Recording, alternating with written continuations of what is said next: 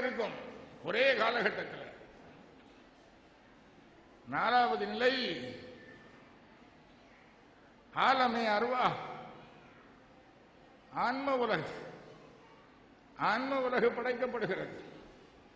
5வது நிலை ஆலமே மிசால், மாதிரி உலகம் படைக்கப்படுகிறது. எல்லா படைப்புகளுக்கும் ஒரு மாதிரி இருக்கிறது இறைவனிடத்தில். மரம்னா ஒரு மாதிரி,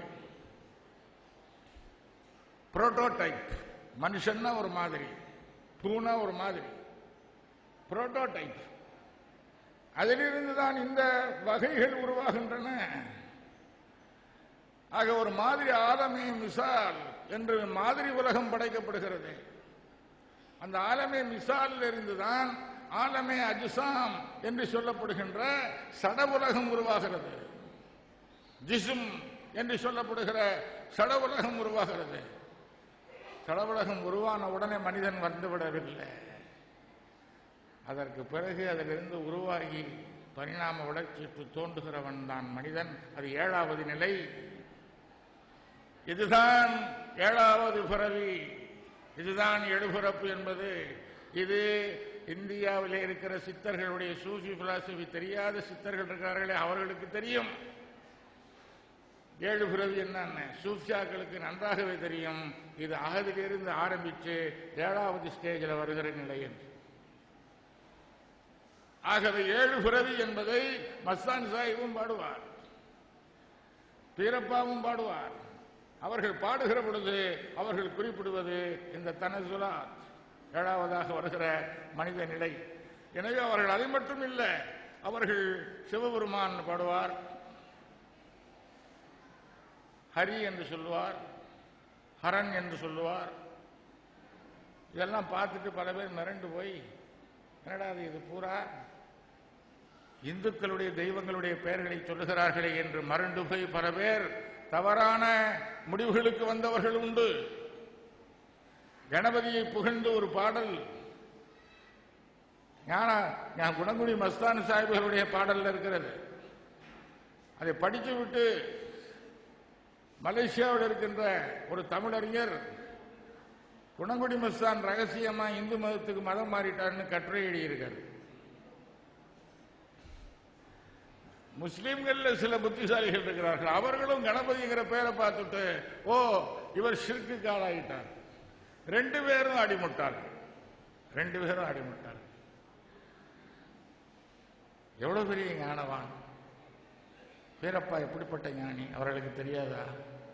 அவர்கள் மூலச்சொல்லினுடைய பொருளை பயன்படுத்துகிறார்கள். கணபதினா இவன் எதோ அங்கே உட்கார்ந்துருக்காத நினைச்சுக்கிறான். இல்லை, கணங்களுடைய பதி என்ற அந்த சொல்லை அவர்கள் எடுத்துக் கொடுக்கிறார்கள். கணங்கள்னு என்ன? மரம் ஒரு கணம், பறவை ஒரு கணம், பறவை கணம், புழு பூச்சிகள் அது ஒரு தனி கணம், மனிதன் ஒரு கணம். வெவ்வேறு குரூப்பா இருக்கு பாருங்க. இந்த குரூப், இந்த கணங்களுக்கு எல்லாம் தலைவனாக இருக்கிறவன் அர்த்தம். பதி என்றால் தலைவன். நேரடியான மொழிபெயர்ப்பது எந்த சொல்லினுடைய மொழிபெயர்ப்பு தெரியுமா? ரப்புல் ஆலமீன். ரப்புனா தலைவன், ஆலம் அப்படின்னா ஒவ்வொரு உலகம், ஒவ்வொரு கணம், ஒவ்வொரு படைப்பு.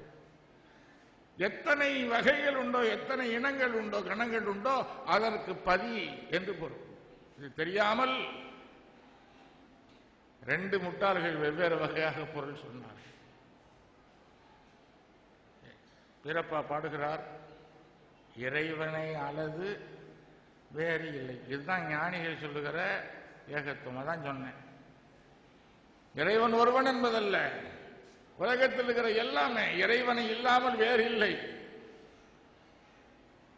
அதான் உண்மையான ஏகத்துவம். வேறு இல்லை எனும் லௌஹினில் எழுதிய கலம். இறைவன் முதலா என்ன படைத்தான் சொல்லி சூஃபியாக்கள் சொல்லுகிறார்கள். லௌகம் கலமும் படைத்தான், ஏடும் எழுத்தாணியும் படைத்தான். ஏடும் எழுத்தாணியும்னா என்ன? ஒரு ஏட்டை அல்லது சிலேட்டை, ஒரு பலகையை, ஒரு எழுதுகோளை படைச்சான்னு நினைச்சுக்க கூடாது. இது குறியீடு. படைத்துவிட்டு ஹதீஸில் இருக்கிறது, படைத்துவிட்டு அந்த கலம் எழுதுகோளை நோக்கி இறைவன் சொல்லுகிறான், எழுதுவாயாக. அந்த எழுதுகோள் கேட்கிறது, இறைவா நான் எதை எழுதுவது? எழுதுவாயாக.